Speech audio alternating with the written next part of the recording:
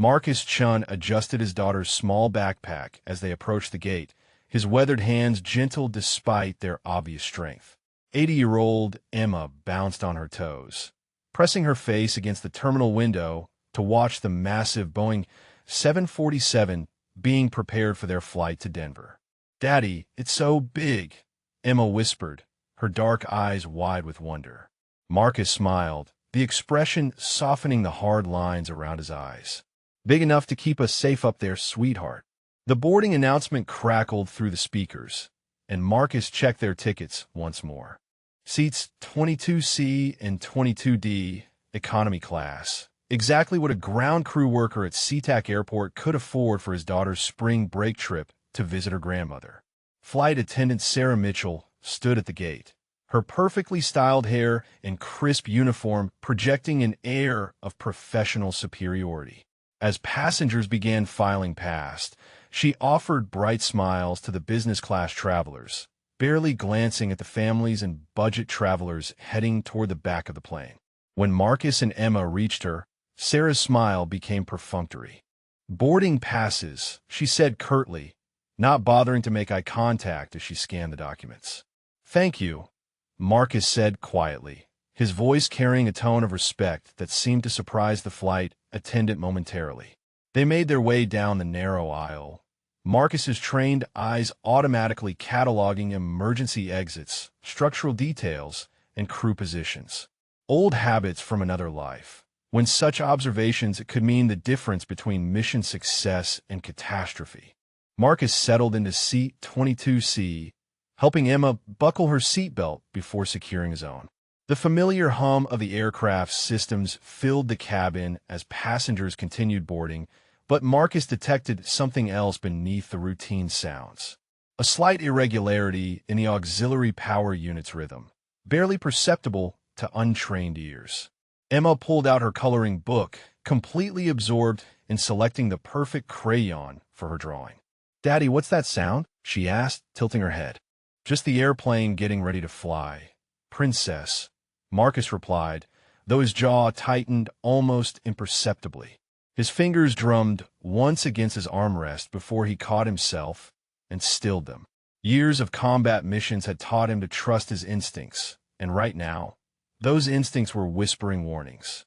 The engines spooled up for taxiing, and Marcus felt the subtle vibration through the aircraft's frame. Normal passengers would never notice the slight asymmetry in the engine harmonics, but Marcus wasn't a normal passenger.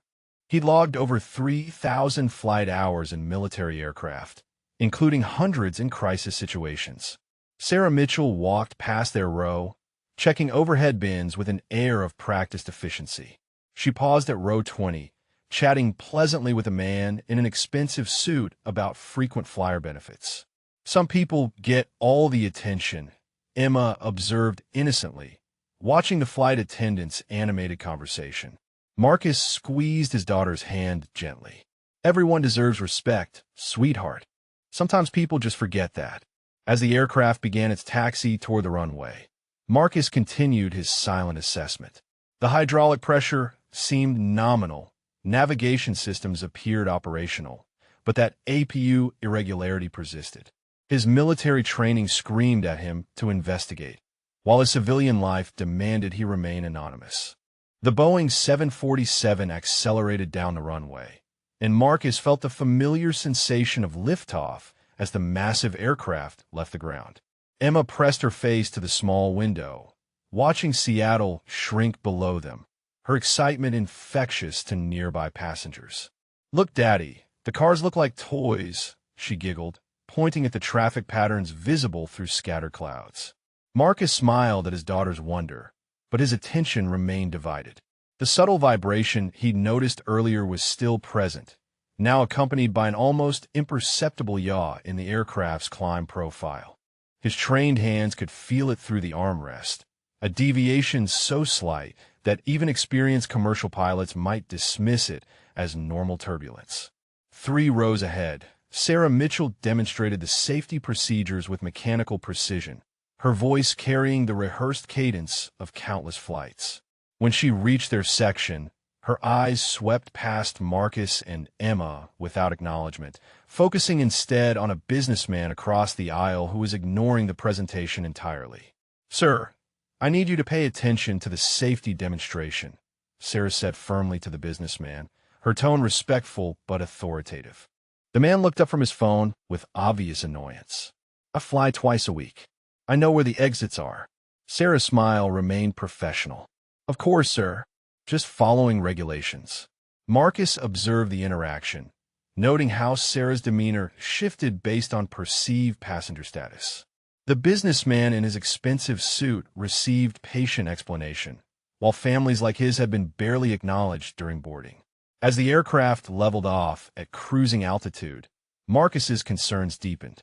The hydraulic systems were compensating for something, making micro-adjustments that suggested a developing problem. His fingers traced absent patterns on his armrest, muscle memory from years of emergency procedures. 30 minutes into the flight, Marcus felt the aircraft shudder slightly, followed by an almost imperceptible change in engine pitch. His body tensed, years of combat reflexes activating as warning lights flickered briefly on the forward cabin panel. Most passengers continued their conversations and activities, oblivious to the developing crisis. Emma looked up from her coloring book, sensing her father's sudden alertness. "Daddy, is everything okay?" "Everything's fine, sweetheart. Keep coloring," Marcus said softly, his voice steady despite the alarm bells screaming in his head. The hydraulic compensation patterns he'd been monitoring were becoming more pronounced, and now he could detect the subtle asymmetry that indicated a serious system malfunction. In the forward galley, Marcus watched Captain Rebecca Torres emerge from the cockpit, her face carefully composed, but her movements betraying underlying tension. She spoke quietly with Sarah Mitchell, their conversation too distant to overhear, but their body language suggesting growing concern. Sarah's demeanor shifted perceptibly as she began walking through the cabin, her earlier condescension replaced by professional vigilance. She paused at row 15, speaking with the businessman who'd ignored the safety demonstration. "Sir, we're going to need you to ensure your seatbelt is securely fastened," she said, her tone carrying new gravity. "Is there a problem?" the businessman asked, finally looking up from his device with genuine attention. "Just routine precautions," Sarah replied, but Marcus caught the slight tremor in her voice. Marcus's military training warred with his desire to remain anonymous. Every instinct screamed at him to act, to use his expertise to help assess and potentially solve whatever crisis was developing. But doing so would shatter the careful civilian life he'd built for Emma, exposing the classified past he'd worked so hard to leave behind. The aircraft lurched unexpectedly, causing several passengers to gasp and grip their armrests. Emma's crayons scattered to the floor, and she looked at her father with wide, questioning eyes. Marcus unbuckled his seatbelt with decisive motion, his protective instincts finally overriding his desire for anonymity. "Stay right here, princess. Don't move from this seat," he instructed Emma, his voice carrying a new authority that made nearby passengers look up. Marcus moved through the aisle with practiced efficiency, his gait automatically adjusting to the aircraft's subtle movements. Years of walking through military transport planes in turbulent conditions had ingrained the skill permanently. Sarah Mitchell was rushing toward the cockpit when Marcus intercepted her path. "Ma'am, I need to speak with your captain immediately," Marcus said quietly, his tone respectful but commanding. Sarah barely glanced at him, her earlier dismissiveness now mixed with stress-induced impatience. "Sir, please return to your seat. We're experiencing minor technical difficulties." "Those aren't minor technical difficulties," Marcus replied, his voice low but firm. "Your hydraulic backup system is compensating for primary system failure, and your navigation array has intermittent power fluctuations. I can help." Sarah stopped abruptly, staring at Marcus with sudden attention. "How could you possibly know that?" "Because I've flown aircraft like this before. Different circumstances, same systems. Your captain needs to know there's someone aboard with relevant expertise." The certainty in Marcus's voice, combined with his precise technical language, cut through Sarah's preconceptions. For the first time since boarding, she truly looked at the quiet man in economy class, seeing something she'd completely missed. Captain Rebecca Torres emerged from the cockpit, her professional composure barely masking the strain in her eyes. Sarah quickly approached her with Marcus following close behind, his demeanor transformed from quiet passenger to focused professional. "Captain, this passenger claims he has relevant flight experience," Sarah said, her voice uncertain but urgent. Torres glanced at Marcus skeptically. "Sir, I appreciate your concern, but we have trained professionals handling this situation." "Captain, you're dealing with cascading hydraulic failure and intermittent navigation power loss," Marcus said calmly. "Your backup systems are holding, but you are approximately 12 minutes from critical threshold. I'm qualified to assist." Torres studied Marcus more carefully, noting his posture, his precise technical language, and the quiet confidence that couldn't be faked. "What's your background?" "Former Air Force. Call sign Viper. I need to contact air traffic control immediately." The call sign hit Torres like a physical blow.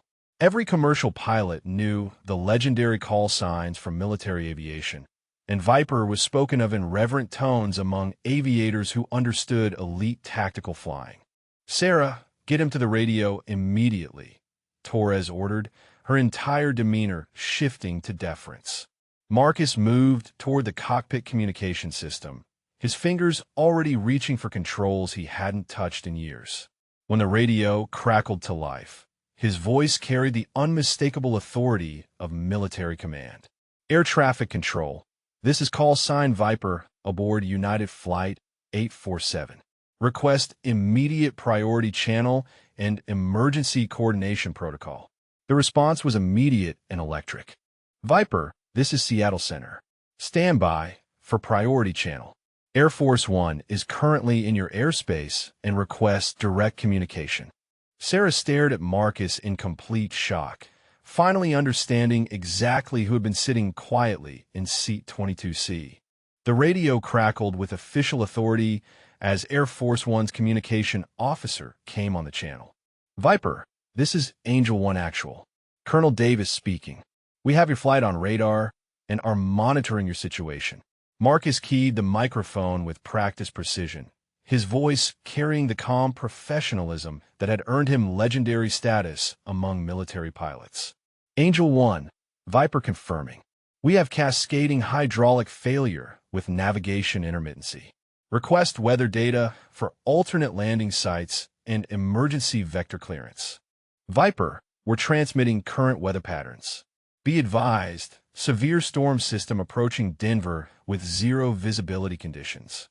Recommend immediate diversion to Salt Lake City." Captain Torres stood beside Marcus, watching in amazement as he seamlessly coordinated with the presidential aircraft. The transformation was complete. The quiet tourist had become the commanding presence that multiple aircraft now deferred to without question. "Salt Lake approach confirmed. Angel One. Viper requesting you adjust your flight path 2 degrees northeast to avoid potential convergence zones during our emergency descent." "Copy that, Viper. Air Force One, changing course per your recommendation." Sarah Mitchell watched from the galley entrance, her face pale as she realized the magnitude of her earlier dismissiveness. The man she'd barely acknowledged was now directing the president's aircraft and potentially saving hundreds of lives. In the cabin, passengers began to sense the gravity of their situation as Emma looked toward the cockpit where her father had disappeared. She couldn't see him, but somehow she knew he was doing something important, something that required all the strength and knowledge he'd kept hidden from the world. Marcus continued his coordination, years of combat experience flowing through him like muscle memory, each decision precise and life-saving. The storm system approaching Denver had intensified beyond all weather predictions, creating a corridor of severe turbulence that threatened multiple aircraft in the region. Marcus studied the radar data streaming from Air Force One, his tactical mind processing wind patterns and pressure systems with the precision that had made him legendary among military aviators. "Angel One, we need coordinated approach vectors for 3 commercial flights now in distress." Marcus transmitted, his voice steady despite the mounting complexity. United 847, Delta 492, and Southwest 1156 all require emergency landings within the next 18 minutes. Colonel Davis responded immediately. Viper, we're clearing all airspace. You have priority coordination authority for the entire region. Captain Torres shook her head in disbelief. In 20 years of flying, I've never seen anything like this. You're directing presidential aircraft and coordinating multiple emergency landings simultaneously. Marcus's fingers moved across the navigation controls with practiced efficiency, calculating approach angles and descent rates that would keep all aircraft safely separated while managing their various emergency conditions. His years of combat missions, where split-second decisions determined life or death, had prepared him for exactly this moment. Salt Lake approach, Viper requesting immediate runway foam deployment and full emergency response teams. We have hydraulic compromise and will need extended rollout distance. Through the cockpit windows, passengers could see the storm system's towering clouds, an imposing wall of darkness that would have been impossible to navigate safely without expert coordination. Emma pressed her face against her window, watching lightning flicker in the distance.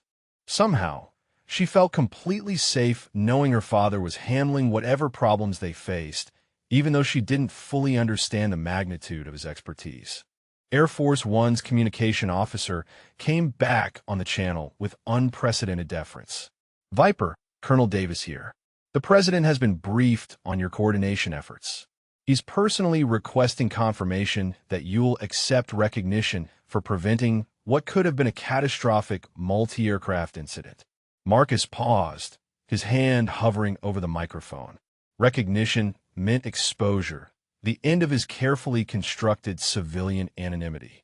But lives hung in the balance, and his daughter deserved to see her father acknowledged for who he truly was. Angel 1, Viper acknowledging. Priority remains safe landing of all aircraft under our coordination. Understood, Viper.